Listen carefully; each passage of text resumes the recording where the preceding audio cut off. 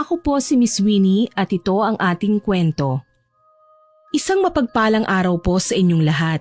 Itago niyo na lamang ako sa pangalang Susan. Naisipan kong ibahagi ang aking kwento dahil alam kong maraming makakarelate sa akin. Nangyari ito nung nasa edad 30 pa lamang ako, kumbaga ng mga panahon na dalaga pa lang ako at walang asawa. Meron ako nung kinuhang mag-inang labandera. Masipag sila at dahil matagal ko na silang kakilala, kinuha ko sila bilang labandera sa aking bahay. Pero ang kabutihan ko sa kanila ang magdadala pala sa akin sa kahindik-hindik na sitwasyon. Kung ano yon, tunghayan at tapusin niyo ang aking kwento. Laki kami ng aking ate Ani sa hirap. Kumbaga isang kahig, isang tuka ang aming buhay. Maaga kasi nung pumanaw ang aming mga magulang Namatay si mama dahil sa panganganak sa akin. Samantalang si papa naman ay isinubsob sa trabaho ang kanyang sarili upang maitaguyod kami ni ate na naging dahilan kaya napabayaan niya ang kanyang sarili. Nagkasakit siya at binawian ng buhay. Nasa edad 8 taong gulang pa lang ako nang mawala si papa samantalang si mama naman ay hindi ko na nasilayan pa. Nang mamatay ang aming ama, napunta kami sa tiyuhin kong albularyo na si Tiyo Ador.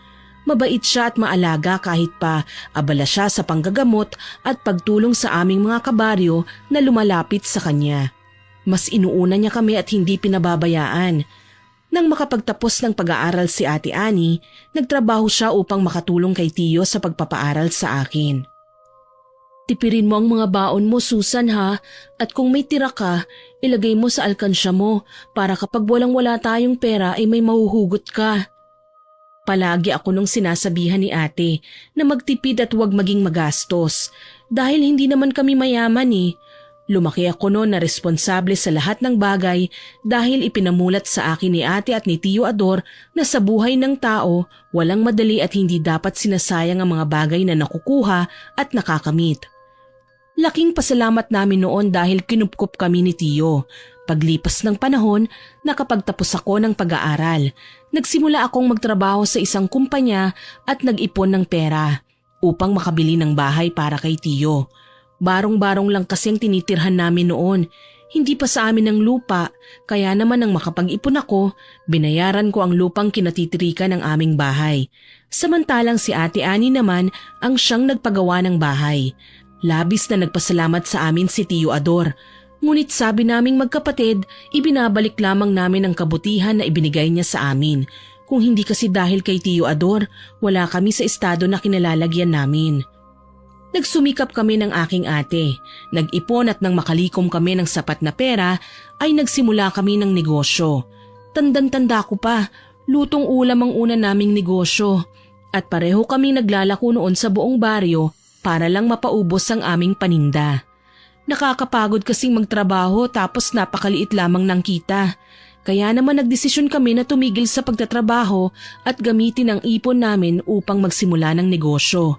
Sinuportahan naman kami ni Tiyo at sinabi na gawin lang daw namin kung ano ang sinasabi ng aming puso. Tiyaga at sipag lang ang kailangan. Lalago rin na negosyo ninyo magkapatid. Palagi kaming pinapayuhan noon ni Tiyo. Sinasabi niya sa amin na huwag kaming susuko sa buhay at ipagpatuloy namin ang aming nasimulan na sinunod naman namin ni ate. Lahat ng payo ni Tiyo Ador ay agad na sinunod namin ni ate dahil naniniwala kami na mas lalo kaming lalago kapag pinakinggan namin ang lahat ng sinabi niya sa amin. Lalo na at marami nang napagdaanan si Tiyo Ador kumpara sa amin. Kaya tiyak na mas makakabuti kung susundin namin ang kanyang mga payo.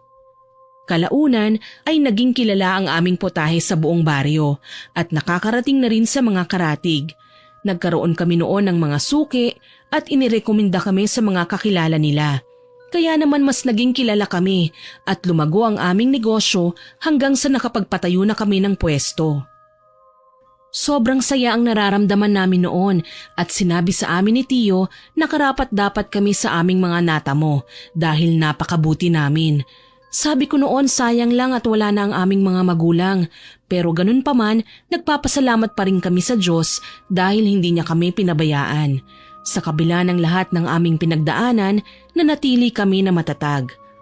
Noong una, kami lang ni ate ang namamahala sa karinderya hanggang sa unti-unti kaming kumuha ng mga tauhan at dahil abala kami sa aming negosyo, hindi na namin nagagawa pang maharap ang mga gawaing bahay.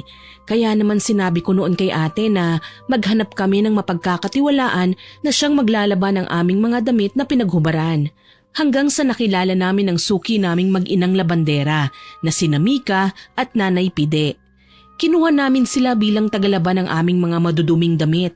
Libre naman silang pinapakain sa karinderya at binabayaran sa paglalaban ng aming pinaghubaran.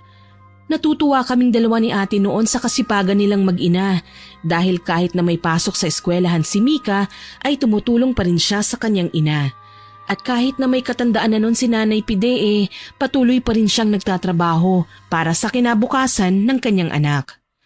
Biyuda na si Nanay Pide, namatay dahil sa sakit sa puso ang kanyang asawa at naiwan sa kanya ang nag-iisang anak na si Mika. Simula noong naglalako pa lamang kami ni ate, kilala na namin silang dalawa, kaya naman tiwala kami sa kanila. Madalas ko noong makakwentuhan si Mika at sinasabi niya sa akin ang mga pangarap niya sa buhay. Gaya niyo ni Ate Susan, gusto ko rin maging matagumpay sa hinaharap para mabigyan ng magandang buhay si nanay. Buong buhay niya kasi inalay niya na sa akin eh. Wala siyang itinira para sa kanyang sarili. Kaya naman nagsusumikap ako sa aking pag-aaral dahil alam ko naman na yun lamang ang makakapagpasaya kay nanay. Napangiti ako sa mga sinabi ni Mika at binigyan ko pa siya ng payo. Tama yan, mangarap ka hanggang gusto mo. Libre naman yun eh.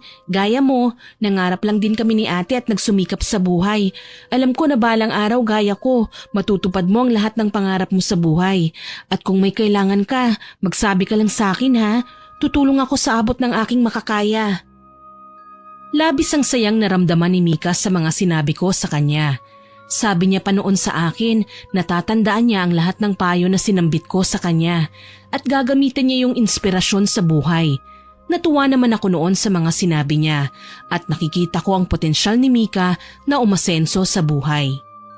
Sa paglipas ng mga araw, nagpatuloy ang paglago ng aming negosyo hanggang sa nakabili ako ng sarili kong bahay. Nagpaalam ako noon kay ate na gusto ko nang magsimulang mamuhay ng sarili ko. Pumayag naman sila ate at sinuportahan ako nila tiyo. Nagsimula ako nung ayusin ang aking bahay at nagawa kong mapaganda yon sa pamamagitan ng malikhaing kong imahinasyon. Nagpapatuloy pa rin kami ni ate sa pagtataguyod ng aming negosyo at kahit na marami na kaming tauhan noon, mas gusto pa rin namin ni ate na kami ang kumikilos sa aming karinderya. Ngunit nang magkaroon yon ng bagong branch, nagdesisyon kami ni ate na maghiwalay na at hawakan ng kanya-kanya ang aming mga negosyo. Naisipan kasi namin noon ni ate na wag lamang sa karinderya ituon ang aming atensyon. Nagtayo kami ng bagong negosyo at yun nga ang tindahan namin ng mga pabango. Mahilig kasi si ate sa mga ganong bagay eh. Bukod sa pabango ay nagbebenta rin kami ng mga cosmetic products. Lahat ng sinimulan naming negosyo ay naging malago at marami na kaming taong natutulungan. Gayunpaman, naging abala kami ni ate at nawalan na ng oras sa isa't isa. Pero ako, ine-enjoy ko lamang ang aking buhay. Lumalabas pa rin ako kasama ng aking mga kaibigan at nililibang ko ang aking sarili. Ayoko kasi noon nasayangin ang oras ko at gusto kong maging makabuluhan ang aking buhay. Minsan pa, lahat ng kita namin noon sa karinderya ay ibinigay ko sa isang simbahan bilang donasyon para sa mga batang naulila. Hindi naman nagalit sa akin si ate dahil natuwa pa nga siya at marami raw kaming natutulungan ng mga bata. Hanggang sa naisipan ko na bigyan ng bahay sina Nanay Pide at si Mika. Nako, maraming salamat Susan. Malaking tulong sa amin ang bahay na ibinigay mo dahil hindi na namin kailangan na mangupahan. Salamat ha at napakabuti mo talaga kaya pinagpapala kayo ng ate mo. Sana hindi kayo magbago at marami pa kayong matulungan na ibang tao. Natuwa naman ako noon na makita silang masaya dahil sa simpleng tulong na ibinigay ko sa kanilang mag-ina. Sinagot ko rin noon ang pag-aaral ni Mika dahil nakikita ko na desidido siyang makapagtapos at maiahon sa hirap ang kanyang ina. Kaya naman gusto ko siyang tulungan.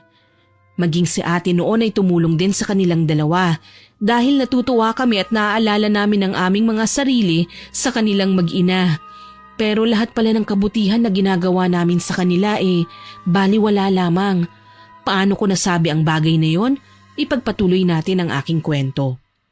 Dahil naging abala ko sa negosyo at hindi ko na maharap ang mga gawaing bahay, naisipan kong kunin bilang personal na tagalabas sina Nanay Pide at Mika. Hindi naman kasi marami ang aking mga hinubad. Naaawa rin ako noon sa kanila sa tuwing nakikita ko na napakarami nilang nilalabhan. Tapos napakaliit lamang ng binabayad sa kanila. Kaya naisipan ko noon na kunin sila upang hindi na sila mahirapan pa. Gusto ko po sanang kunin kayo bilang personal kong labandera. At syempre sa bahay ko po kayo maglalaba. May tiwala naman po ako sa inyong dalawa At huwag kayong mag-alala dahil hindi naman ako mahigpit. Kung anong meron ako sa bahay ko, parang sa inyo na rin dahil itinuturing ko na po kayong pamilya. Nagkatinginan silang mag-ina nang sabihin ko ang mga katagang yun at labis silang nagpasalamat sa akin. Nagsimula noon sila Nanay Pide na maging labandera ko. Hindi naman sila hirap dahil malilinis naman ang mga hinubad ko at iilan lamang ang mga yon. Kapag tapos na sila sa kanilang ginagawa, pinanonood ko sila sa telebisyon at pinaghahanda ko pa ng makakain dahil alam ko kung gaano nakakapagod ang maglaba. Parang kapatid ko na noon si Mika at nanay ko naman si Nanay Pide. Kaya kung ano ang kinakain ko, ganun din sila. Kumbaga, pamilya na ang turingan namin. Isang araw pag uwi ko sa bahay, naabutan ko na napakakalat. Syempre nagulat ako dahil hindi naman ganun sila Nanay Pide at palaging malinis ang bahay ko. Kaya naman nagtaka ako. Agad na tinawag ko si Mika, ngunit hindi siya sumagot. Pagtingin ko walang katao-tao sa bahay at napakagulo. Bahagyang uminit ang ulo ko noon at kahit pagod ako, sinimulan ko ang paglilinis. Ilang sandali ang lumipas, biglang dumating si Mika. May mga dala-dala siyang gamit na panlinis ng bahay at pawis na pawis siya. Nakapamewang na tinanong ko si Mika kung ano ang nangyari. Bakit naman napakakalat naman dito sa bahay? Nasaan ang nanay mo? Tambakan labahin at napakadumi ng bahay. Ano bang ginawa niyo dito? Nakayukong humingi ng pasensya si Mika sa akin at inilapag ang kanyang mga dala-dala. Pasensya ka na ate, kagagaling ko lang kasi sa eskwelahan Pag uwi ko dito, inabutan ko si nanay na walang malay sa lapag, kaya naman agad na dinala ko siya sa ospital. Medyo natagalan ako dahil pumila pa kami kahit na emergency naman. Pasensya na po talaga ha, ngayon lang po kasi nangyari to at hindi ko inaasahan na daratnan ko si nanay ng walang malay. Nagulat ako sa sinabi ni Mika at bahagya pa akong nag-alala para sa kalagayan ni Nanay Pide. Kumusta si nanay mo? Naasikaso mo na ba siya? Tinawagan mo na lang sana ako at hindi ka na bumalik pa dito. Pasensya ka na kung medyo nataasan kita ng boses kanina. Pagod lang talaga ako Sinabi naman sa akin ni Mika na naiintindihan niya raw ako, kaya naman wala daw akong dapat ipag-alala. Sabi ko noon sa kanya na bumalik na lamang siya sa ospital para may makasama ang nanay niya. Binigyan ko pa siya ng pera upang mabili ang mga inireseta ng doktor sa kanila. Kaagad na nagpaalam sa akin si Mika at bumalik sa kanyang ina. Tinapos ko na lamang noon ang mga ginagawa ko at nagpahinga na.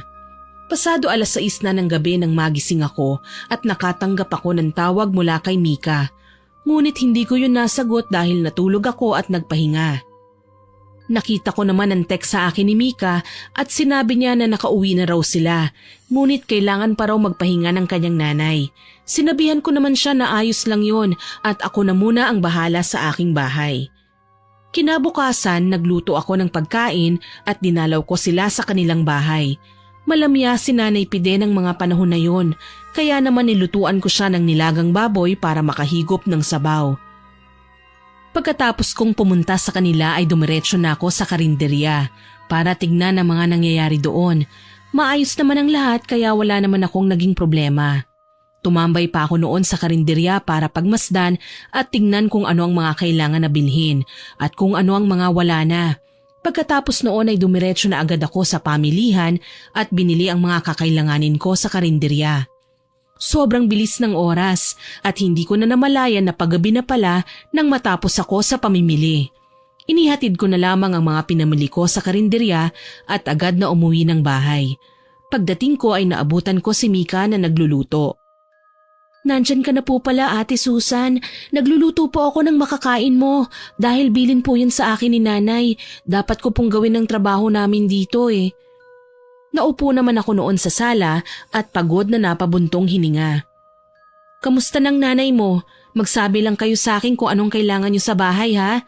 Nga pala, kumain ka na ba?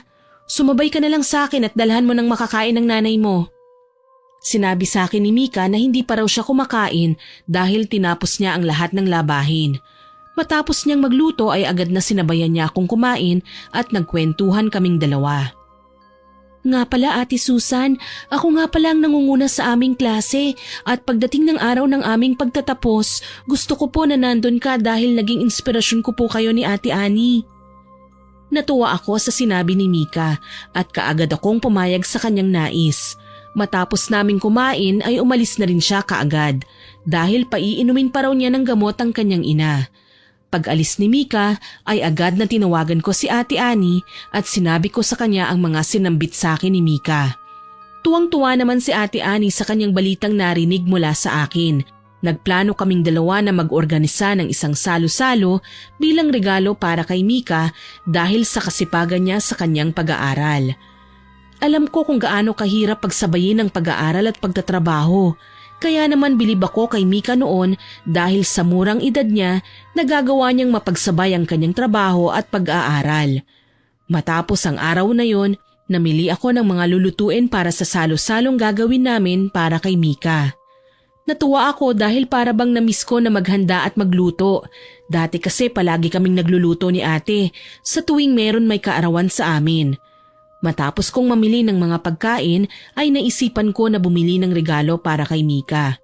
Binilhan ko siya ng mga personal na gamit, gaya ng damit at mga gamit niya sa eskwelahan. Ibinalot ko pa noon ang mga regalo ko kay Mika at tuwang-tuwa talaga ako sa mga pinamili ko para sa kanya dahil lahat ng yon ay alam kong magagamit niya. Sabi ko noon sa sarili ko na hindi man ako nagkaroon ng mga ganoong bagay nung nag-aaral pa ako pero masaya ako na makapagbigay ako ng ganoon sa taong nangangailangan. Alam ko noon na matutuwa si Mika kapag nakita niya ang regalo ko at sabi rin sa akin ni ate, bumili rin siya ng regalo para kay Mika. Kumbaga ang turing namin noon kay Mika ay para na rin naming sariling kapatid, bunso kumbaga. Nang dumating ang araw ng pagtatapos ni Mika, naghanda si Ate Annie. Samantalang ako naman ay sumama sa kanila sa eskwelahan. Nakita ko na maraming kaibigan si Mika, kaya naman natuwa ako. Nagsabi siya noon ng mensahe para sa lahat dahil siya ang nangunguna sa buong eskwelahan. Binigyan ko pa siya ng bulaklak at labis na nagpasalamat si Mika sa akin. Naiyak pa ako noon habang binabasa niya ang kanyang mensahe para sa lahat. Talaga namang nakakaantig ng puso at halatang pinagsikapan niyang sulatin. Nang matapos ang seremonya nila sa eskwelahan ay agad ko na siyang niyaya sa aking bahay. Laking gulat nilang mag-ina nang makita nila ang mga handa. Lumapit sa kanila si Ate Annie at agad na binigay ang kanyang regalo para kay Mika. Binabati kita sa iyong pagtatapos at nabanggit sa akin ni Susan na ikaw ang nangunguna sa inyong paaralan. Labis na nagpasalamat si Mika sa regalong binigay sa kanya ni Ate Annie. Agad ko namang kinuha ang regalo ko para sa kanya. Buksan mo na ang mga regalo namin sa iyo para makita mo na. Tiyak kong matutuwa ka. Muling nagpasalamat sa amin si Mika bago niya binuksan ang mga regalo. Unang tinignan niya ay ang bigay ko at tuwang-tuwa siya nang makita kung ano ang nilalaman. Niyakap pa ako ni Mika at muling nagpasalamat. Kitang-kita ko ang saya sa kanyang mga mata. Napangiti ako noon at nang buksan ni Mika ang regalo sa kanya ni Ate Annie, mas lalo siyang natuwa. Kahit ako hindi ko akalain na reregaluhan ni ate ng mga gintong kwintas, hikaw at pulsera si Mika. Naku, mahal po ito. Hindi ko matatanggap dahil nakakahiya naman po. Agad naman na ibinalik ni Mika ang regalo ni ate, ngunit pinilit ni ate ito sa kanya. Sige na, kunin mo na yan. Huwag ka nang mahiya dahil para talaga sa'yo yan. Pinasadya ko pa nga na ipaukit ang iyong pangalan dyan eh, kaya huwag mong tatanggihan. Wala na ngang nagawa pa si Mika, lalo na at nang isinuot na sa kanya ni ate ang mga yon. Bagay na bagay sa'yo, tapos isuot mo yung regalo ko sa iyong damit ha. Niyakap niya kaming dalawa at tuwang-tuwa naman kami. Nagsalo-salo kami at namigay ng handa sa aming mga kapitbahay. Ilang sandali naman ang lumipas ay dumating si Tio Ador. Aba, mukhang masaya kayo ah. Kumusta? Nagulat ako sa biglaang pagdating ni Tio at agad kaming nagmano sa kanya. Ipinakilala namin ni ate sila Mika at hindi ko alam ngunit para bang hindi maganda ang naging timpla ni Tio nang makita ang mag-ina. Nang matapos ang pagdiriwang, umuwi na sila Mika at nagpaalam na rin si Ate Ani. Samantala, kami naman ni Tio ay naiwan sa bahay. Tio, kanina pa po kayo tahimik. May nangyari po ba? O di kaya may nararamdaman po ba kayo? Malalim na napabuntong hininga si Tio Ador at para bang nag-aalinlangan pa siya na magsalita. Hindi ko alam kung paano ko sasabihin sa'yo. Pero si Pide kasi ay matagal ko lang kakilala. Isa siyang mambabarang na madalas lapitan noon sa baryo kapag nais gumanti ng tao. Napakunot ang noo ko sa sinabi ni Tio. Mambabarang? Ano yun? Hindi ko po maunawaan. Kaagad na sinabi sa akin ni Tio na magaling na mambabarang si Nanay Pide. Ngunit hindi daw alam ni Nanay Pide na kilala siya ni Tio Ador. Basta mag-iingat ka sa kanya. Sa kanila mag-ina lalo na at hindi natin alam kung hanggang kailan sila mabait sa inyo ng ate mo. Nagtaka ako sa mga sinabi ni Tio Ador at hindi ko akalain na gano'n ang mga sasabihin niya sa akin. Hindi ko naman sinabi kay ate ang mga sinabi ni Tio Ador dahil ayoko nang mag-isip pa siya. Alam ko kasi na abala si ate kaya ayoko siyang istorbohin pa. Matapos ang pag-uusap namin na yon ni Tio Ador ay umalis na rin naman siya. Sabi niya pa sa akin noon na mag-iingat ako, wag daw akong basta-basta nagtitiwala sa kahit na sino. Ewan ko ba, pero sa puntong yon hindi ko sinunod si Tio. Para kasi sa akin, malabong gawin nila Nanay Pide ang kanyang mga sinasabi. Matagal ko na rin kasi namang kilala sila Mika at pakiramdam ko noon hindi nila magagawa sa akin ang mga bagay na yon. Nagpatuloy ako sa pagtitiwala kay Nanay Pide at Mika. Hindi ko sila pinag-isipan ng masama dahil gaya ng palagi kong sinasabi, parang pamilya na ang turing ko sa kanilang mag-ina. Sa paglipas ng mga araw ay nagulat na lang ako dahil hindi na tumuloy sa kolehiyo si Mika. Nagtaka naman ako kaya naman kaagad na kinausap ko siya at tinanong ang kanyang dahilan. Matanda na kasi si Nanay, Ate Susan. Gusto ko na sa bahay na lamang siya at magpahinga. Naisip ko na pwede pa naman akong mag-aral sa susunod. Pero sa ngayon, kailangan ko munang mag-ipon para sa mga gamot ni Nanay. Nakakahiya naman po kung aasa lamang ako sa'yo, lalo na't hindi mo naman kami kaano-ano. Nagulat ako sa sinabi ni Mika sa akin at napakunot pa ang aking noo sa kanyang mga sinambit. Pwede mo namang ipagpatuloy yung pag-aaral mo habang nagtatrabaho ka dito sa akin. Hindi naman kailangan na araw-araw kang nandito Kung kailan ka lang libre. Sayang naman kasi kung ihinto ka sa pag-aaral mo. Labis na nagpasalamat sa akin si Mika, ngunit mabilis niyang tinanggihan ang aking alok. Nagpapasalamat po ako sa pagiging mabuti mo sa akin, Ate Susan. Pero kapag nag-aral ako wala nang mag-aasikaso kay Nanay Sigurado kapag medyo lumakas-lakas na ulit si Nanay, tsaka ako papasok muli at ipagpapatuloy ang aking pag-aaral. Nirespeto ko na lamang ang mga desisyon ni Mika at sinabi ko sa kanya na susuportahan ko siya sa anuman ang kanyang gagawin. Nagpatuloy siya sa pagtatrabaho sa akin at umuuwi-uwi siya sa kanilang bahay kapag maghahatid ng pagkain sa kanyang ina. Saludo ako noon sa kabaitan ni Mika. Mas pinili niyang alagaan ang kanyang ina kesa tuparin ang kanyang pangarap. Kung ako rin naman kasi ang nasa sitwasyon niya, ganun rin naman ang aking gagawin dahil mas mahalaga ang buhay ng aking ina at ayokong may mangyari sa kanya. Nang dahil sa awa ay mas lalo kong nilakihan ang sahod ni Mika. Nagtaka pa nga siya noon sa akin dahil sobra daw ang pinasahod ko sa kanya. Pero ipinaliwanag ko sa kanya kung ba't ko tinaasan ang kanyang sahod. Labis naman siyang nagpasalamat sa akin dahil kailangan niya talaga ng malaking pera para sa kanyang ina. Dumalaw ako noon kay Nanay Pide at nakita ko na malubhana ang kanyang karamdaman. Dahil sa awa ay binanggit ko kay Ate Ani ang sitwasyon nila Mika at ang suhestyon niya dalhin na namin sa pagamutan si Nanay Pide upang malaman kung ano talaga ang kanyang sakit. Mabilis na sinabi ko kay Mika ang plano namin ni Ate Annie. Ngunit sinabi ni Mika na ang kanyang ina raw ang aming kausapin, na labis kong ipinagtaka. Nagtungo ako sa bahay nila at kinausap ko si Nanay Pide. Sinabi ko sa kanya ang plano namin ni Ate, ngunit sa halip na matuwa ay bigla pa siyang nagalit. Kaagad akong niyaya ni Mika na umuwi na lamang at hayaan na muna si Nanay Pide na makapagpahinga. Pag-uwi namin sa bahay ay kaagad na tinanong ko si Mika kung bakit ganun ang naging reaksyon ng kanyang ina. Nagkibit-balikat naman si Mika at hindi niya rin daw alam kung bakit ganun na lamang ang ipinakita ng kanyang ina. Ganyan din po ang ginawa sa akin noon ni Nanay nang sabihin ko sa kanya na magpatingin siya sa doktor. Nagalit siya noon sa akin at pinagsisigawan ako. Pasensya na po kung hindi ko nasabi sa inyo. Nahihiya lang talaga ako at naisip ko na baka makinig siya sa inyo. Pero hindi pala dahil mali ako. Ako na pong humihingi ng pasensya sa ginawa ni Nanay, Ate. Tumango lamang ako noon at ipinaliwanag kay Mika na wala siyang kasalanan at naiintindihan ko ang sitwasyon ni Nanay Pide. Umalis din naman kaagad noon si Mika at nagtungo na sa kanyang ina dahil paiinumin pa niya siya ng gamot. Pinagbaon ko pa siya noon ng makakain nilang mag-ina at pinayuhan ko si Mika na huwag sukuan ng kanyang ina.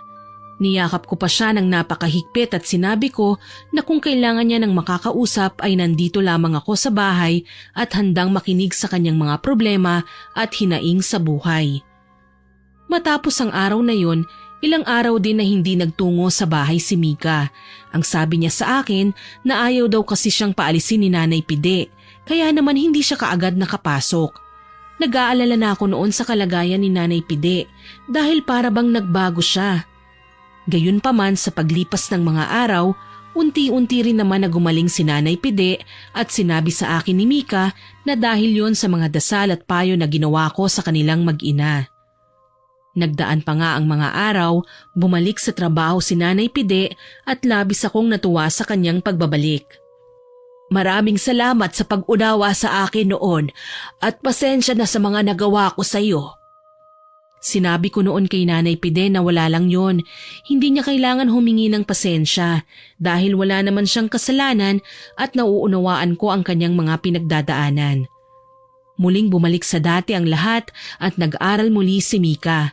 Ngunit habang tumatagal, para bang bigla na lang silang nagbagong mag-ina. Iniisip ko noon na baka nagkakamali lamang ako.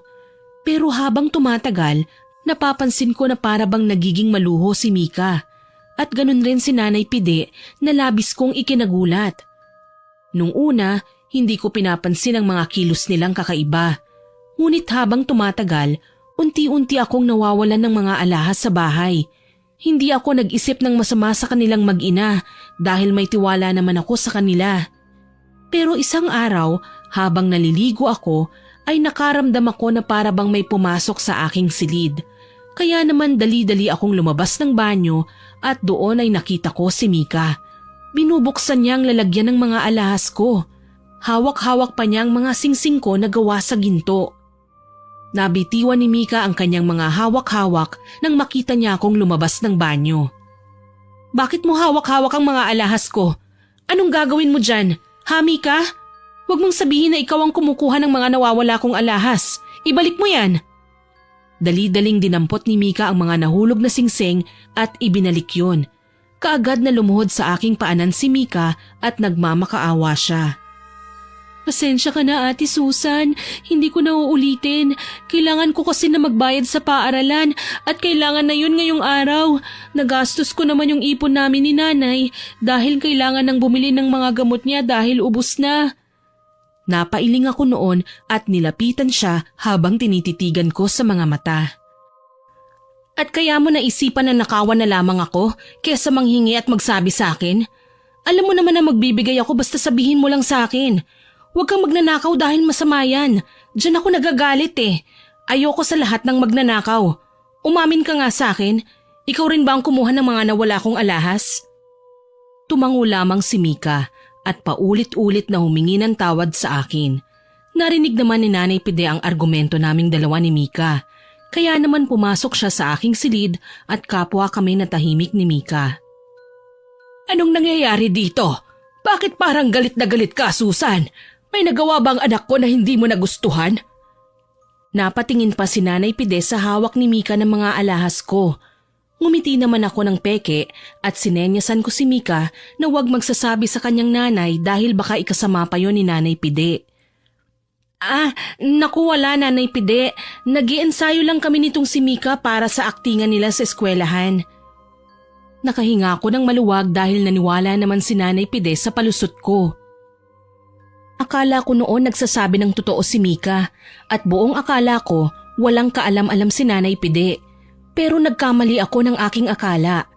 Isang araw, galing ako sa karinderya dahil kailangan na pumunta ako roon at nagkaroon ng sakit ang tagapagluto namin. Kaya naman ako muna ang siyang pumalit. Pagdating ko sa bahay, laking gulat ko dahil bukas ang ilaw. Naisip ko noon na baka naroon si Nanay Pide at naglilinis pa rin ng bahay. Ewan ko ba, pero naisipan ko na dahan-dahan na pumasok at nanlaki ang mga mata ko nang marinig ko ang kanilang pag-uusap. Napaka-utu-utu talaga ni Ate Susan. Akala niya hindi mo alam ang mga ginagawa kong pagnanakaw sa kanya. Masyado siyang tiwala sa ating dalawa at hindi niya alam inuunti-unti na natin ang mga kayamanan niya. Nanlaki ang aking mga mata sa sinabi ni Mika at padabog kong binuksan ang pintuan. Ganun ba? Hindi ako makapaniwala na kaya niyong gawin sa akin ang lahat ng yon. Ano pa ba ang kulang sa mga ginawa ko? Itinuring ko kayong kapamilya pero ganito ang isusukli niyo sa akin? Hindi ako makapaniwala na magagawa niyo sa akin yon. Nagulat pa ang dalawa sa biglaang pagdating ko at agad na pinalayas ko sila sa aking bahay. Aaminin ko po, nasaktan ako sa mga nalaman ko at narinig dahil hindi ko talaga akalain na magagawa nila sa akin ang bagay na yon. Bigla kong naalala ang mga sinabi ni Tiyo sa akin at nagsisisi ako dahil kung hindi sana ako nagtiwala at naniwala sa kanila gaya ng sinabi ni Tiyo Ador, hindi sana hahantong sa ganoon ang lahat. Kahit anong pakiusap noon sa akin ni Mika, hindi ko siya pinakinggan dahil nasasaktan ako sa mga ginawa nila sa akin. Nag-alinlangan pa ako noon na sabihin kay Ate Ani ang mga nangyari. Pero sa huli sinabi ko pa rin naman sa kanya at agad siyang umuwi sa bahay ko. Hindi ko akalain na magagawa nilang lahat ng yon. Para bang pinagplanuhan nila. Hindi kaya kinuha lang nila ang loob natin para gawin sa atin ang mga bagay na yon? Hindi naman siguro ate. Naisip ko na baka gipit lang sila Nanay Pide kaya nagawa nila sa akin yun. Nakapanghihinayang man pero hinayaan ko na sila Mika noon. Pero isang araw, nakita ko si Mika na namamalimos sa kalsada. Nang lapitan ko siya ay bigla na lamang siyang nahiya. Naiyak ako noon dahil malapit sa aking puso si Mika, maging si Nanay Pide dahil marami din namang kaming pinagsamahan. Kaya naman kahit na masama ang loob ko sa kanila ay agad kong tinanong si Mika kung anong nangyari sa kanila ng kanyang ina. Nahihiyaman ngunit sinabi ni Mika sa akin ang kanilang sitwasyon. Kaya naman sa awa ay pinabalik ko sila sa aking tahanan na hindi ko na sana dapat ginawa pa. Nang dahil sa kabaitan at awa, naranasan ko ang isang kahindik-hindik na pangyayari. Nang bumalik sila Mika sa aking bahay ay wala naman silang ginawang masama. Gaya ng dati ay ginagawa lamang nila ang kanilang trabaho at umaalis na rin kaagad. Hindi ko naman sila noon lubusang pinagkakatiwalaan dahil nga sa mga ginawa nila sa akin. Ngunit hindi ko na rin sila pinagdudahan na may gagawin pa silang hindi maganda sa akin. Hanggang isang araw, bigla na lamang sumama ang aking pakiramdam at nagsuka ako. May kasamang uod ang mga niluwa ko na labis kong ikinatakot kaya naman mabilis akong nagtungo sa personal kong doktor. Ngunit wala naman silang nakita na kakaiba. Akala ko noon baka may nakain lamang ako na hindi gusto ng tiyan ko o di kaya naman ay sirang pagkain. Pero hindi ko naman matandaan na may nalasahan akong panis at ang labis na pinagtataka ko kung bakit may uod ang sinuka ko. Hindi ko na lamang ikinuwento kay ate ang nangyari sa akin dahil ayokong mag-alala siya sa akin lalo na at abala siya sa mga negosyo namin. Sa paglipas ng mga araw, mas lalong sumama ang aking kalagayan at pakiramdam ko merong gumagalaw sa loob ng aking tiyan. Kaya naman agad akong nagtungo sa ospital upang magpatingin. Laking gulat ko noon nang may makita ang mga doktor na insekto sa loob ng aking katawan. Kaya naman kaagad na nagpa-opera ako upang matanggal yon. Dahil sabi ng mga doktor, maaaring doon daw nanggagaling ang sakit na nararamdaman ko. At malaki ang tsansa na makaapekto yon sa aking kalusugan, lalo na at buhay ang insekto sa loob ng aking katawan. Kaagad naman na natanggal ang insekto sa aking katawan at nalaman naman ni ate ang nangyari kaya pinagalitan niya ako. Bakit hindi mo sinabi sa akin ang nangyari sa'yo? Sabi ko hindi ba, huwag kang maglilihim sa akin. Kung hindi pa ako tumawag sa bahay at hindi sinabi sa akin ni Mika na nasa ospital ka, hindi ko pa malalaman. Aba Susan, natututo ka na magsinungaling sa akin ah. Kaagad na pinaliwanag ko kay ate na ayoko lamang na mag-alala siya sa akin at makadagdag pa sa kanyang mga iniisip. Napabuntong hininga na lamang si Ate Ani at agad na niyakap ako. Napangiti ako noon dahil ramdam ko na mahal talaga ako ni ate. Salamat ate sa pag-aalala mo sa akin ha. Pero sana wag nang makarating kay Tiyo ang mga nangyari sa akin. Ayoko kasing mag-alala siya sa akin eh. Tumango naman si ate sa sinabi ko at nangako naman siya na hindi niya sasabihin kay Tiyo ang mga nangyari. Basta pansamantala akong uuwi sa bahay niya. Kahit ayoko sana ay pumayag na lamang ako upang hindi na makarating kay Tiyo ang mga nangyari sa akin. Sinabi ko noon kina Nanay Pide na hindi na muna nila kailangang pumunta sa aking bahay dahil pansamantala akong tutuloy sa bahay ng ate ko. Bago ko umalis, ibinigay ko nga sa kanila ang kanilang buong sahod. Tumuloy ako sa bahay ni Ate Ani at doon na muna ako tumira sa kanya dahil sa kagustuhan niyang maalagaan niya ako. Ngunit simula nang lumipat ako sa bahay ni ate, nagsimula ang mga kakaibang pangyayari sa akin. Isang gabi, habang nagluluto ako ng panghapunan namin ni ate, bigla na lamang akong nakaramdam ng malamig na hangin na para bang hinawakan ako sa likuran. Nagtayuan ang aking mga balahibo sa braso. Paglingon ko, nakabukas na ang bintana na ikinataka ko naman dahil isinarado ko yun. Hindi ko na lamang pinansin pa yon at isinara ko na lamang muli at naghain na ng makakain. Tumawag kasi sa akin si ate na malapit na raw siya.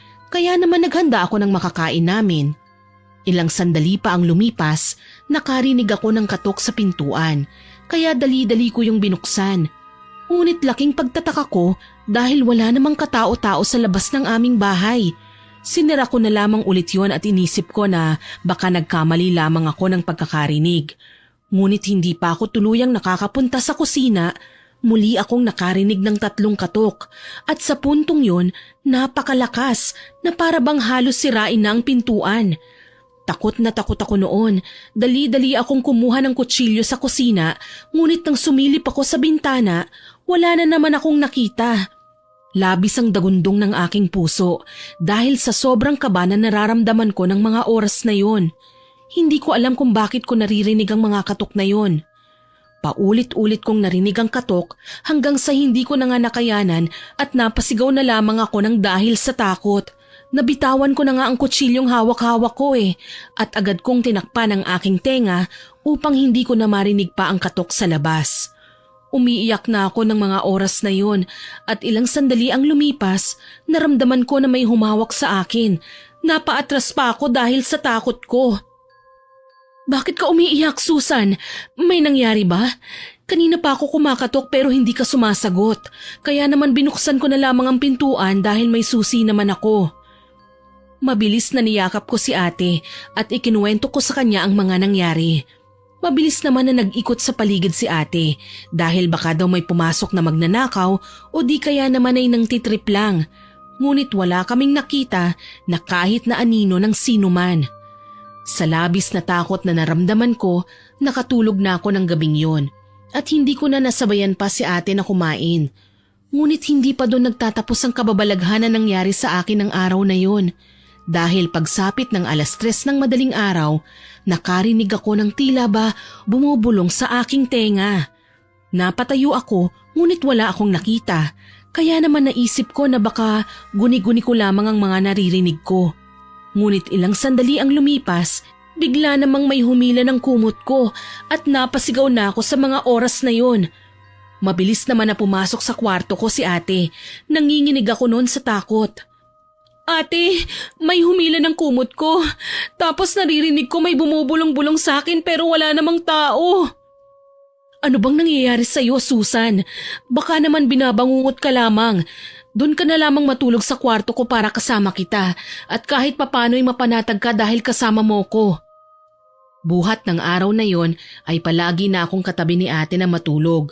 Dahil sa tuwing mag-isa akong natutulog sa kwarto ay palagi na lamang akong sumisigaw at natatakot dahil paulit-ulit kong nararanasan ang mga kakaibang kaganapan sa aking buhay. Hanggang isang araw, habang kumakain kami ni ate ay bigla na lamang akong sumuka. Laking gulat niya nang makita ang napakahabang buhok at uod. Napakunot ang noo ni ate na para bang alam na niya ang nangyayari sa akin. Ate, hindi ko na kaya. Sobrang sama na ng pakiramdam ko at para bang may gumagalaw sa loob ng tiyan ko. Matapos kong sabihin ng mga katagang yon ay bigla na lamang akong nawalan ng malay at hindi ko na alam ang mga sumunod na nangyari.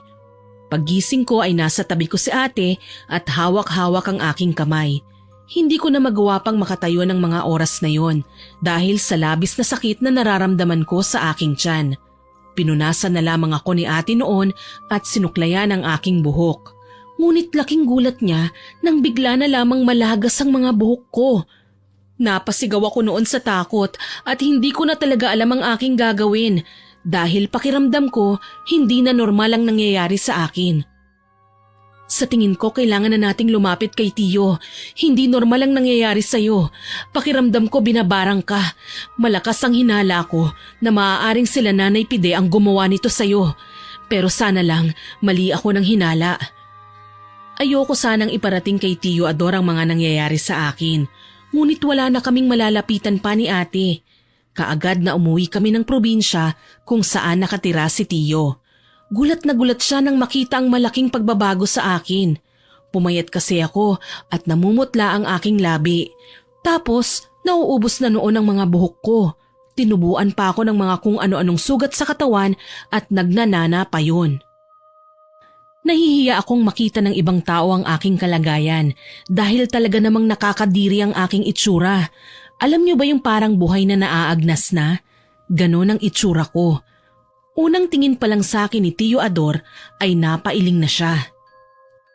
Sinabihan na kita na mag-iingat ka sa mag-inang yon pero mukhang hindi mo ko pinakinggan. Nagulat pa si ate sa sinabi ni Tiyo. Ano? Binalaan ka na pala ni Tiyo? Hindi mo man lang sinabi sa akin? Susan naman, ano bang ginagawa mo? Tignan mong sitwasyon mo ngayon, kinawawa ka nila. Ikinuwento ni ate ang lahat ng nangyari at ang mga ginawa nila Nanay Pide noon kay Tiyo Ador. Napabuntong hininga na lamang si Tiyo Ador at agad na ikinuwento naman ang mga nalalaman niya sa mag-ina. Talamak namang babarang ang mag-ina na yon. May anam sila sa karunungang itim. Kaya nga nagulat ako nang makita ko sila sa bahay ni Susan. Binalaan na kitang bata ka pero hindi mo ko pinakinggan. Ugali na nila mag-ina na magpaawa sa mga tao. Tapos kapag nakuha na nila ang kanilang gusto, ay gagawaran nila sila ng sakit para kapag namatay, sila na ang kukuha sa mga ari-arian ng kanilang biktima. Hindi ako makapaniwala sa mga sinabi ni Tiyo sa akin. Sinubukan ni Tiyo Ador na gamutin ako, ngunit sadyang malakas ang mag-ina dahil nagawa nilang matalo si Tiyo. Iniisip ko noon na mamamatay na ako dahil sa sumpang inilagay sa akin ng mag-ina. At tama nga ang hinala ni ate dahil binarang nga ako nila Nanay Pide. Hindi ko akalain na sa kabila ng kabutihan na ipinakita ko sa kanila, magagawa pala nila ang kahindik-hindik na bagay na yun sa akin. Sabi sa akin noon ni Tiyo na matatanggal lamang ang sumpang inilagay sa akin ni Nanay Pide kung mapapatay namin siya. Ngunit nang puntahan ni ate ang kanilang bahay ay wala na sila roon at naglaho na para bang bula. Siguro naisip na nila na pupuntahan namin sila, kaya naman mabilis silang lumipat. Ate, mamamatay na ba ako? Paano na ako? Hindi na ako gagaling hanggat hindi natin makikita sila Mika. Handa ko namang ibigay ang lahat ng gusto nila basta pagalingin lamang nila ako. Hindi ko dapat nararanasan ang lahat ng ito dahil tumulong lang naman ako. Masama ba akong tao, ate, para maranasan ang paghihirap na ito? Umiiyak ako noon habang patuloy na nagtatanong kay ate, pero pinalakas niya ang loob ko. Hindi ko hahayaan na mangyari ang lahat ng yon. Susan, gagawin ko ang lahat ng aking makakaya para mahanap ko sila. At kung kailangan na maglabas ako ng malaking halaga para lang makita sila, gagawin ko yon. Huwag ka lang mawala sa amin. Nangihina na ako ng mga panahon na yon at para bang nawawalan na ako ng pag-asa sa buhay na lumaban. Pero patuloy na pinalalakas nila ate ang aking loob. Maging si Tio ay naghanap ng paraan upang matanggal ang sumpang inilagay sa akin ng mag-ina. Humingi na siya ng tulong sa mga kapwa niya albularyo. Hindi ko alam kung ano ang gagawin ko noon, basta nagdadasal ako gabi-gabi at hinihiling sa Panginoon na pagalingin niya na ako. Nakahanap naman ng solusyon noon si Tio upang kahit papaano ay maibsan ang nararamdaman kong sakit. Nagtutulungan silang lahat upang mapagaling ako. Ngunit tila ba hindi sapat yun dahil napakalakas ng mag-ina. Hindi ko alam kung bakit nila ginagawa sa akin ang mga bagay na yun dahil wala naman akong natatandaan na may nagawa akong pagkakamali sa kanila. Isang gabi, habang mahimbing akong natutulog, bigla ko na lamang napanaginipan si Mika. Umiiyak siya at humihingi ng tawad sa akin. Hindi ko alam pero para bang naapektuhan ako sa mga napanaginipan ko. Para ba kasing nagsisisi siya sa mga nagawa niya sa akin. Pero naisip ko noon na baka hindi ko lang talaga matanggap na nagawa sa akin nila Mika yon, kaya ako napapanaginipan ng bagay na yon.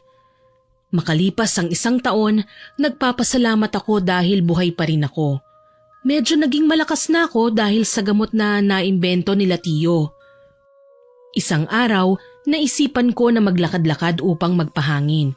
Wala noon si ate dahil nasa Maynila siya noon at hinahanap pa rin ng mag-ina. Samantalang si Tio naman noon ay nasa bahay ng kanyang mga kaibigan at naghahanap sila ng paraan upang matapos na ang paghihirap ko.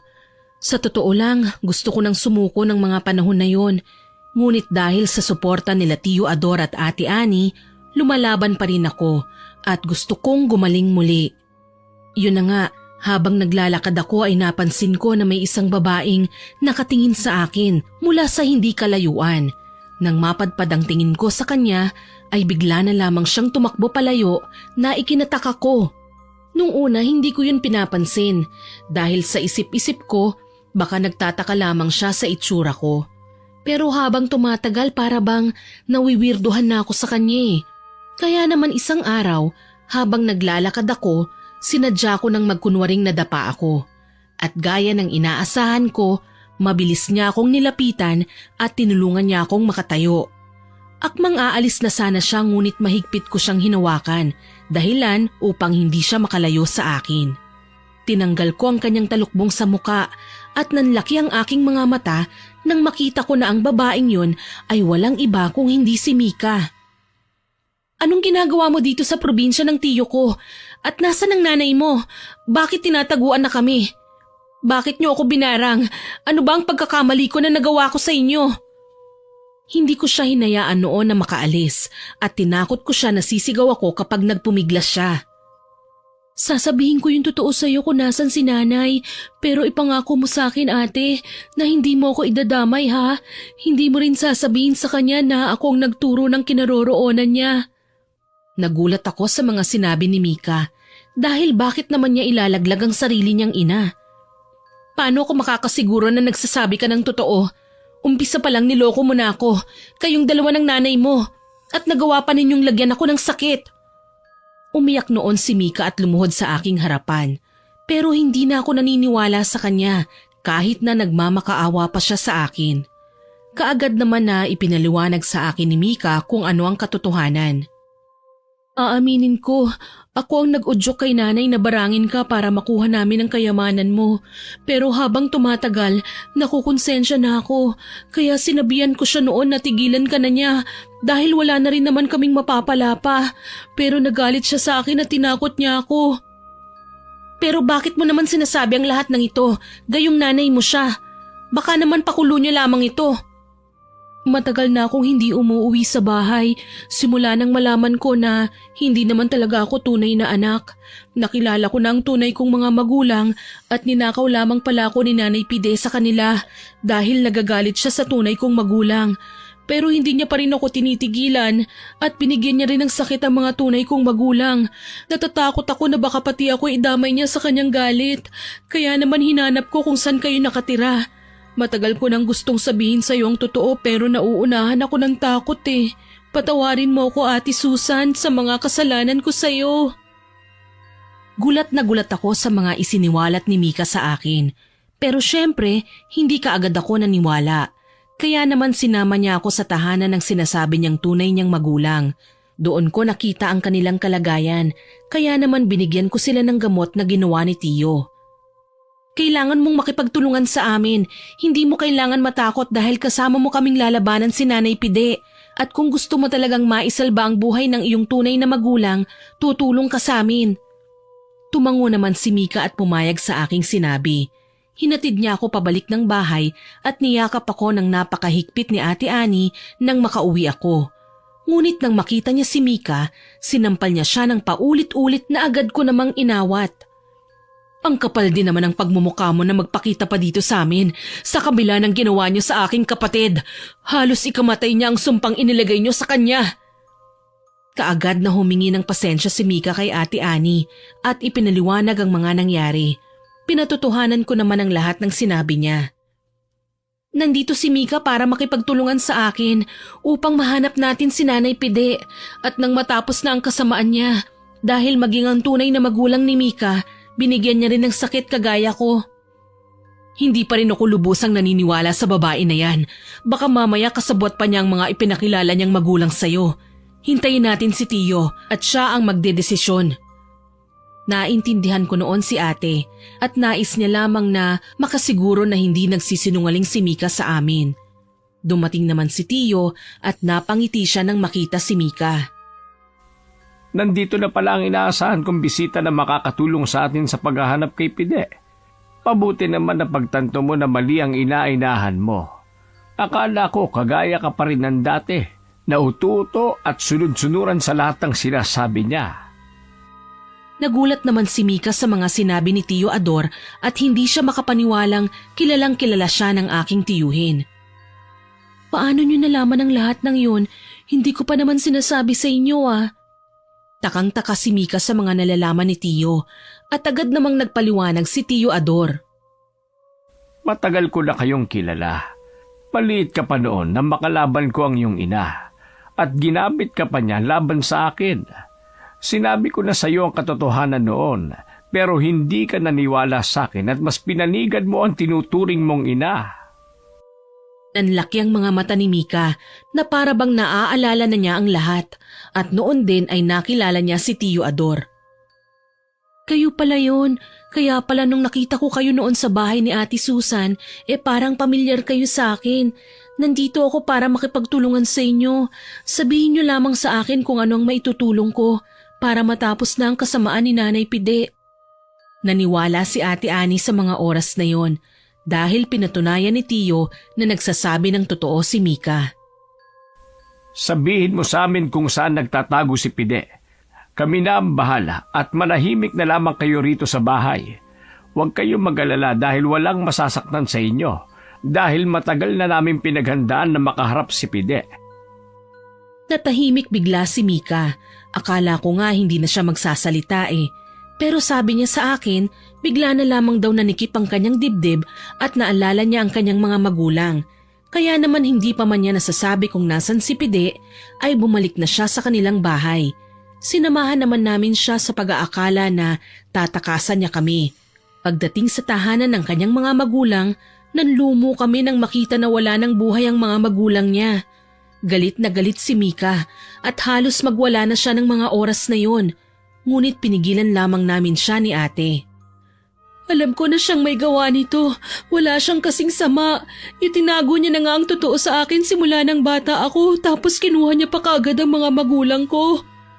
Ilang sandali ang lumipas, bigla na lamang nanikip ang aking dibdib at ako naman ang nawalan ng malay.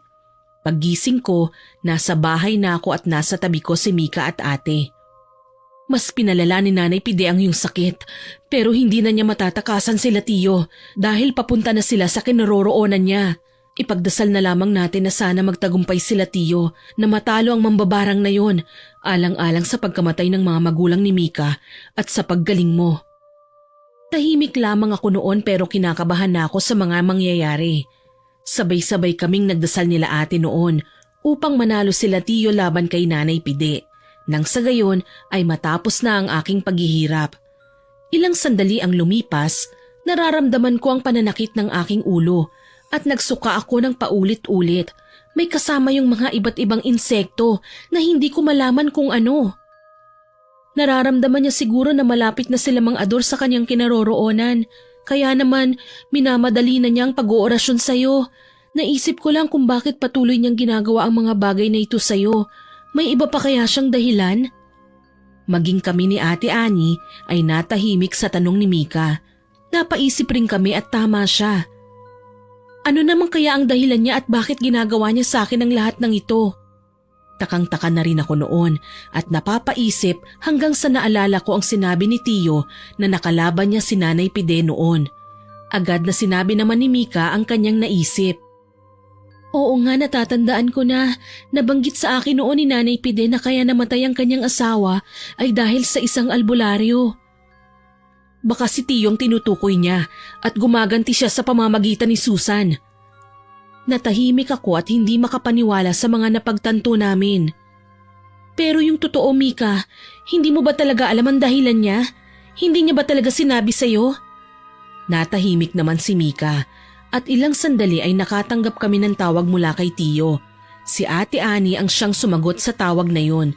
Kitang-kita ko kung paano nabitiwan ni ate ang cellphone na hawak niya at kasabay nun ang pagngiti ni Mika. Lumayo ka sa kanya, Susan!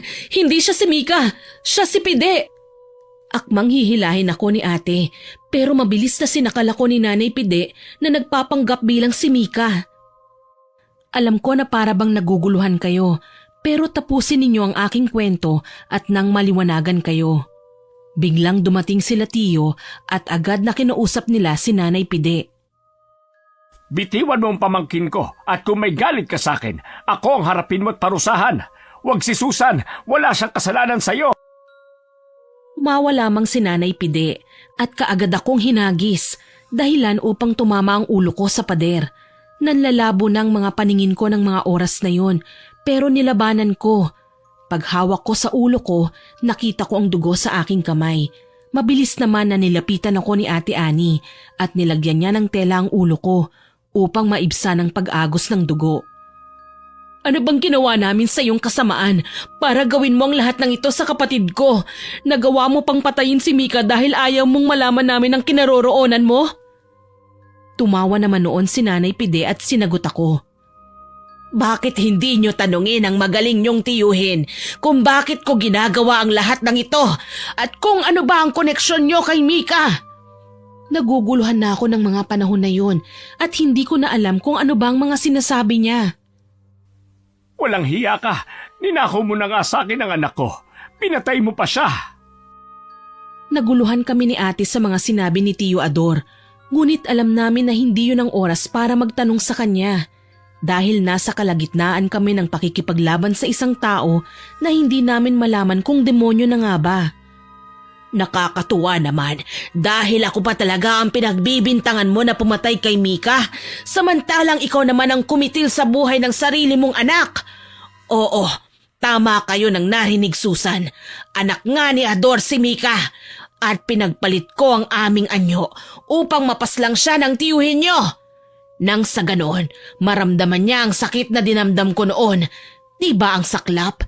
Ikaw pa mismo ang pumatay sa sarili mong anak. Nagulat kami sa mga nalaman namin at napayuko na lamang si Tiyo Ador. Isiniwalat ni Nanay Pide ang lahat ng nangyari sa nakaraan. Dati pa palang magkaaway si Tiyo Ador at Nanay Pide. Si Mika ay anak ni Tiyo Ador na ninakaw noon ni Nanay Pide. Ang magulang na ipinakilala ni Mika sa amin ay mga peke lamang at nagsinungaling si Nanay Pide kay Mika upang magamit niya siya laban kay Tiyo Ador. Tama na ang mga buhol-buhol mong kwento. Huwag kayo maniwala sa kanya dahil hindi lahat ng sinabi niya ay totoo. Umalis na kayo, Ani, at itakas ang kapatid mo. Ako nang bahala kay Pide. Pero Tiyo, hindi ka namin pwedeng iwanan na lang dito. Baka mapahamak ka at hindi namin yun kakayanin. Pumalakpak naman si Nanay Pide at humalakhak. Di sabay-sabay kayong mamamatay dito. Maganda nga yun. Makikita nyo kung paano ko kitilan ng buhay ang bawat isa sa inyo. Sino ang gustong mauna? Bakit hindi mo unahan? Ikaw muna ang unang mamamatay. Uto-uto! Nanlaki ang mga mata namin sa biglaang pagsulpot ni Mika na akala namin noon ay patay na. Nagtaas naman ang tingin si Tiyo at nasilayan namin ang pilyong ngiti sa kanyang labi. Agad niyang sinabi na hindi niya naman talaga napatay si Mika, nasugatan niya lamang. Ngunit agad niya ring nakilala ang kanyang anak, kaya naman hindi niya tinuluyan. Galit na galit si Nanay Pide at akmang susugurin niya ako nang humarang si Ate Ani. May hawak siyang buntot pagi na nadampot niya sa lapag. Sige, lumapit ka para latiguhin ko ang mukha mong demonyo ka! Napaatras si Nanay Pide nang iwasiwas ni ate ang buntot pagi at nakita ko na natakot siya. Sinabi ni Tiyo Ador na tapos na ang kasamaan ni Nanay Pide. Dahil sa araw na yon, mamamatay na siya at matatapos na ang lahat ng kasamaan na kanyang ginawa. Hindi naman nagpatalo ang matanda kina Tiyo at ako talaga ang kanyang pinupuntirya. Bakit ba ako ang lagi mong target? Ang dami-dami namin dito tapos ako lang ang gusto mong saktan? Bakit? Dahil ba alam mong hindi kita kayang saktan? Pwes nagkakamali ka. Halika dito at lumapit ka sa akin nang matadyakan ko ang pagmumukha mo. Hindi na ako noon naging malambot pa at ginaya ko sila ate na malalakas at hindi nagpapatalo. Tumawa naman noon si Nanay Pide at napailing na lamang. Nainip naman si Tiyo Ador kaya naman kaagad niyang sinugod si Nanay Pide. Tinamaan siya sa tagiliran. Napadaing sa sakit si Nanay Pide. Galit na bumaling kay Tiyo Ador. Mabilis niyang ginantihan si Tiyo Ador at hindi namin napansin ang kanyang mabilis na pagkilos. Nagulat na lamang kami nang makita namin na hawak na niya si Tiyo Ador at paulit-ulit niyang sinuntok. Mabilis namang kumilos si ate at hinampas niya ng buntot pagi si Nanay Pide. Kaya naman nabitawan niya si Tiyo Ador na agad naman na inalalayan ni Mika. Sa aming lahat noon, ako lang ang walang hawak na armas. Kaya naman nang makita ko ang punyal sa sahig ay agad ko yung kinuha at buong lakas ko yung itinarak sa likuran ni Nanay Pide. Nanlaki ang mga mata niya sa aking ginawa at mabilis niya akong sinampal ng malakas at hinugot ang punyal. Akmang itatarak niya yun sa akin, ngunit nahampas ni ate ang kanyang kamay, dahilan upang mabitawan niya yun. Mabilis na kumilos si Tiyo Ador at kinuha ang punyal. Alam ko na marami sa inyo ang nagsasabi na ang dami-dami nyo na pero hindi nyo pa magawang matalo ang isang matandang babae. Nagkakamali kayo dahil napakalakas niya kumpara sa amin. Ilang sandali ang lumipas, bigla na lamang nabalot ng dilim ang paligid at inatake kami ng iba't ibang klase ng insekto. Mabilis naman na nilabanan ni Mika at Tiyo Ador ang mga insekto. Laking pasalamat noon ni Mika dahil tinuruan siya ni Nanay Pide kung paano pasunurin ang mga insekto at kinagat ng mga ito si Nanay Pide. Pinagpiestahan siya ng sarili niyang mga alaga at nang mawala ang mga ito ay para bang naglaho na parang bula si Nanay Pide. Lahat kami ay napaupo sa sahig at hingal na hingal dahil sa pagod. Siya rin ang tumapo sa sarili niyang buhay. Hindi niya siguro akalain na ang mga alaga niyang insekto ang siyang tatapos sa kanyang buhay. Salamat sa kanya dahil natutunan ko kung paano pasunurin ang mga insekto kahit na hindi talaga ako ang nag-alaga sa kanila. Nagyakapan kaming lahat noon at nagpasalamat sa Diyos dahil ligtas kaming lahat. Kaagad na ginamot ni Tiyo Ador ang mga sugat ko at nagpahinga kaming lahat. Para bang napakabilis ng mga pangyayari at hindi ko akalain na ganoon magtatapos ang buhay ni Nanay Pide. Hindi na namin noon pinag-usapan ang mga nangyari dahil mas pinili namin na ayusin na muna ang mga nasira sa bahay at lunasan ang mga sugat ko sa katawan. Makalipas ang 1 linggo, nagkaroon ako ng lakas ng loob upang tanungin si Tio Ador tungkol sa mga sinabi ni Nanay Pide noong labanan. Anak niyo po ba talaga si Mika? Ibig sabihin ay pinsan namin siya? Hinawakan ni Tio Ador ang aking kamay at tumingin sa aking mga mata ng seryoso. Totoo ang lahat ng mga sinabi niya tungkol kay Mika. Ipinaliwanag sa akin ni Tio na anak niya talaga si Mika. Ngunit kinuha sa kanya ni Nanay Pide noong maliit pa lamang siya. Sinubukan raw na bawiin ni Tio Ador ang kanyang anak, ngunit hindi na siya nakikilala nito at hindi siya pinaniniwalaan ni Mika. Kaya naman buhat ng malaman ni Tio Ador na nasa pangangalaga ni Nanay Pide si Mika ay palagi niya siyang binabantayan. Kaya naman nagtaka siya noon kung bakit nasa bahay namin si Mika. Nahihiya noon na aminin sa akin ni Tio Ador ang totoo dahil hindi pa siya handa. Kaya naman binalaan niya na lamang daw ako noon. Ngunit hindi ko naman siya pinakinggan. Sabi pa nga sa akin ni Tio na natuwa siya noon nang malaman niya na magkasundo kami ni Mika. Pero duda na raw noon si Tio Ador kung bakit bigla na lamang naging mabait sa akin si Nanay Pide. Hindi kami makapaniwala ni Ate Ani sa mga isiniwalat ni Tio Ador. Tinanong pa namin noon si Mika kung ano ang nararamdaman niya na hindi niya pinaniwalaan noon ang sarili niyang ama. Masyado pa kasi akong bata noon at kung ano lamang ang sinasabi sa akin ni Nanay, yun lamang ang aking pinaniniwalaan dahil palagi niyang sinasabi sa akin noon na wala ako ni isang pagkakatiwalaan kundi siya lamang. Ipinaliwanag ni Mika na nainggit lang talaga siya noon sa akin kaya sinabi niya ang mga bagay na yun kay Nanay Pide. Labis na humihingi ng tawad si Mika sa kanyang nagawa sa akin. Sabi ko sa kanya, hindi na yun mahalaga. Ang importante, tapos na ang paghihirap namin at sa wakas ay magkakasama na kami. Nagsimula kami ng bagong buhay bilang pamilya. Nagtulong-tulungan kami upang mapalago ang bawat negosyo. Nangako naman si Mika na hindi niya gagamitin sa kahit na sino ang natutunan niya mula kay Nanay Pide. Pinabalik namin sa pag-aaral si Mika at sinuportahan sa anumang kurso na naisin niya. Alam naman namin noon na nasasaktan pa rin siya sa pagkawala ni Nanay Pide dahil naging malaking parte din naman siya ng kanyang buhay at nakasama niya siya sa mahabang panahon. Kaya naman hindi kami nagsasalita noon o nag-uusap tungkol kay Nanay Pide. Dahil alam namin na kahit hindi magsalita si Mika, apektado pa rin naman siya. Sa paglipas ng mga araw, unti-unti ko na ring nakalimutan ang mga masasalimuot na nangyari sa akin nang dahil kay Nanay Pide. Sabi ko noon sa sarili ko na babaguhin ko na ang mga nakagawian kong pagiging matulungin. Pero sinabi sa akin noon ni Tio, hindi ko kailangan baguhin ang aking sarili dahil lamang sa mga pinagdaanan ko. Gamitin ko raw ang lahat ng nangyari sa akin bilang inspirasyon at para mas maging matatag sa hinaharap. Tama naman si Tio sa mga sinabi niya kaya naman itinatak ko sa aking isipan ang mga payo na sinabi niya sa akin. Minsan ay napapanaginipan ko pa rin ang mga naganap, pero sa tuwing nangyayari yun ay agad akong nagdarasal at humihiling sa Diyos na sana matanggal na yun sa aking isipan. Alam ko naman na imposible ang hinihiling ko at pinagdarasal, pero umaasa pa rin naman ako.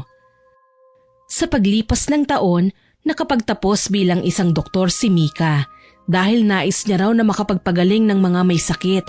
Taliwas man ang kanyang propesyon kay Tio ay sinuportahan pa rin siya nito at sinabihan siya na sana sa mabuti niya ito magamit. Bumawi rin noon si Tio Ador kay Mika at bawat oras ay sinulit nila. Samantalang kami naman ni ate ay nagpatuloy pa rin naman sa buhay. Gaya ng dati, tumutulong pa rin naman kami sa nangangailangan pero nang dahil sa mga nangyari ay naging maingat na kaming dalawa. Sa totoo lang po, nahirapan na kami noon magtiwala. Pero kalaunan, ipinakita sa amin ng Diyos na hindi lahat ng makakasalamuha namin ay kagaya ni Nanay Pide. Marami pa rin namang mabubuting tao na mapagkakatiwalaan at hindi aabusuhin ang aming kabaitan. Hindi man naging madali ang lahat ng aming pinagdaanan pero ipinagpapasalamat namin yun sa Diyos dahil binigyan niya kami ng ganoong pagsubok Siguro kung hindi nangyari sa amin yun, ay hindi kami magiging matatag sa ngayon.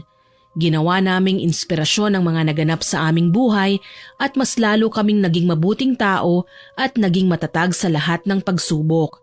Ibinahagi ko ang aking kwentong ito upang magbigay aral sa lahat ang aking mga karanasan. Isang aral ang aking maiiwan sa inyong lahat. Hindi masamang maging mabuti sa kapwa, ngunit pipiliin lang natin ang ating pagkakatiwalaan. Pairalin natin ang kabutihan at pagpapatawad sa bawat isa. Hanggang dito na lamang po, maraming salamat.